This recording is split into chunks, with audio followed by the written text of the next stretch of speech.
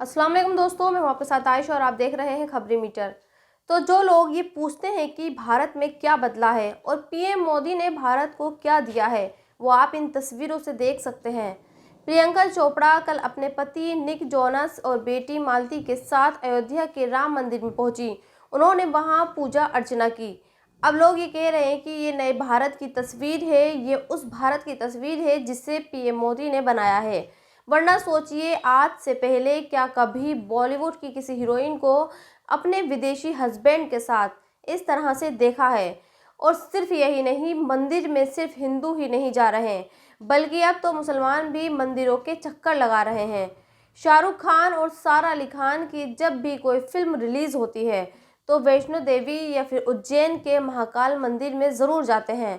वैसे यहाँ मैं तो ये कहना चाहती हूँ कि आज तक के और हिंदी मीडिया के मशहूर एंकर सुधीर चौधरी ने शायद ऐसे ही हालातों को देखते हुए ये कहा था कि हिंदुस्तान में अब फ़ख्र से लोग 5 स्टार होटलों के कॉन्फ्रेंस हॉल में हिंदी बोलते हैं।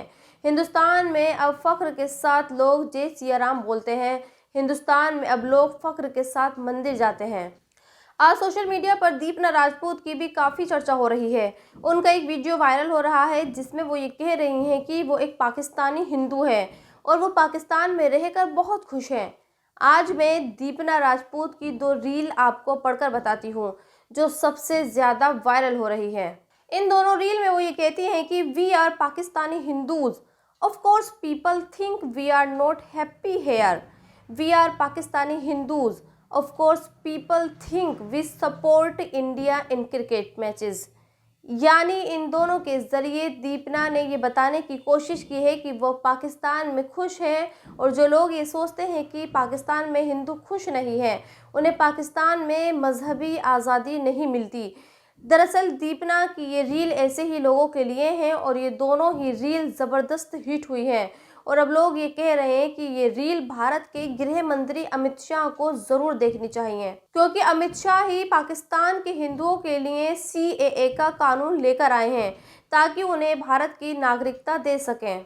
आजकल भारत में 2 तरह के मुसलमान हैं। एक मुसलमान वो हैं जो लोगों को ये बताते हैं कि मीडिया जिस तरह से बदायूं के डबल मर्डर वाले मामले को उठा रहा है और लोगों को चीख चीख कर ये बता रहा है कि साजिद और उसके भाई जावेद ने 2 मासूम बच्चों का मर्डर क्यों किया, उसे ठीक वैसे ही प्रयागराज की पूजा की स्टोरी भी बतानी चाहिए, जिसने अपने 2 दोस्त सगे भतीजों की लकड़ी के पटरे से पीट पीट कर उन्हें मार डाला।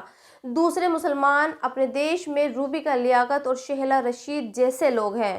पीएम मोदी की तारीफें करते हैं और कई बातों को सही साबित करते हैं और ये बताने की कोशिश करते हैं कि जितना सुरक्षित मुसलमान हिंदुस्तान में है, उतना सुरक्षित दुनिया में कहीं भी नहीं है। आजकल नोएडा का मीडिया कश्मीर की शेहला रशीद को अपने हर प्रोग्राम में बुला रहा है और शेहला अपने हर भाषण में सिर्फ यही कह रही है कि पीएम मोदी की वजह से कश्मीर बदल गया है।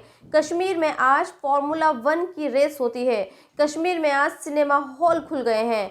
कश्मीर में आज लाल चौक पर तिरंगा फहराया जाता है और ये सब मुमकिन सिर्फ नरेंद्र मोदी की वजह से ही हुआ है। तो दोस्तों, आजकल का मीडिया ये पूछना तो चाहता है कि सच क्या है, लेकिन जब सच सामने आ जाता है तो वो उसे दिखाता नहीं है। मिसाल के तौर पर आप इस खबर को ही ले लीजिए। बेंगलुरु वाली इस खबर को आपने देखा होगा, जिसमें ये कहा गया है कि बेंगलुरु में एक दुकानदार की कुछ मुसलमानों ने इसलिए पिटाई की थी क्योंकि उसने अपनी दुकान में अजान के वक्त हनुमान चालीसा बजा रखा था। बीते संडे की इस खबर को मीडिया ने खूब दिखाया और ये पूछा कि जिस देश में मेजॉरिटी में हिंदू हैं, वह हिंदुओं को ही हनुमान चालीसा बजाने से कोई कैसे रोक सकता है। लेकिन अब इस खबर में ये खुलासा हुआ है कि सीसीटीवी में जो मारपीट दिख रही थी वो अजान या फिर हनुमान चालीसा को लेकर थी ही नहीं, वो खराब प्रोडक्ट को लेकर एक दुकानदार और ग्राहकों के बीच थी। लेकिन इसे जानबूझकर कम्युनल रंग दिया गया ताकि आने वाले चुनावों में इसका फायदा उठाया जा सके और एक खास मजहब के लोगों को बदनाम किया जा सके। आज सोशल मीडिया पर चर्चा सदगुरु जग्गी वासुदेव की भी हो रही है। आपने भी सदगुरु की ये तस्वीर देखी होगी। खैर, चर्चा इसलिए हो रही है क्योंकि दुनिया को आयुर्वेद और ट्रेडिशनल तरीकों से इलाज का ज्ञान देने वाले सदगुरु खुद एक लग्जरी अस्पताल के बेड पर लेटे हैं और अपना इलाज आयुर्वेद से नहीं बल्कि अंग्रेजी दवाओं से करवा रहे हैं। पिछले एक हफ्ते से सदगुरु को सर में दर्द की शिकायत थी, जिसका इलाज कराने के लिए वो अपोलो हॉस्पिटल गए।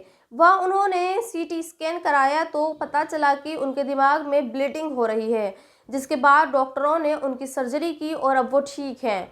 लेकिन अब लोग ये पूछ रहे हैं और लोगों को ये सलाह भी दे रहे हैं कि लोगों को सदगुरु से सीख लेनी चाहिए, क्योंकि अगर सदगुरु सिर दर्द का इलाज घर बैठे करते तो शायद आज अस्पताल के बेड पर लेटकर यूं मुस्कुराते हुए सफल सर्जरी के बाद बयान न देते। तो दोस्तों, जब आप सऊदी अरब का नाम सुनते हैं तो आपके जहन में यकीनन मक्का, मदीना और हज सामने आता होगा और आप ये इमेजिन करते होंगे कि सऊदी अरब मतलब प्रॉफिट मोहम्मद का देश। सऊदी अरब मतलब वो रिलीजियस कंट्री जहां जाने की हर मुसलमान की ख्वाहिश होती है। लेकिन कल दुनिया के मशहूर फुटबॉलर ने सऊदी अरब की कुछ फ़ोटोज़ जारी की और दुनिया को ये बताया कि वो सऊदी अरब के समंदर में अपनी फैमिली के साथ एंजॉय कर रहे हैं। उन्होंने अपने सोशल मीडिया अकाउंट पर 3 तस्वीरें पोस्ट की।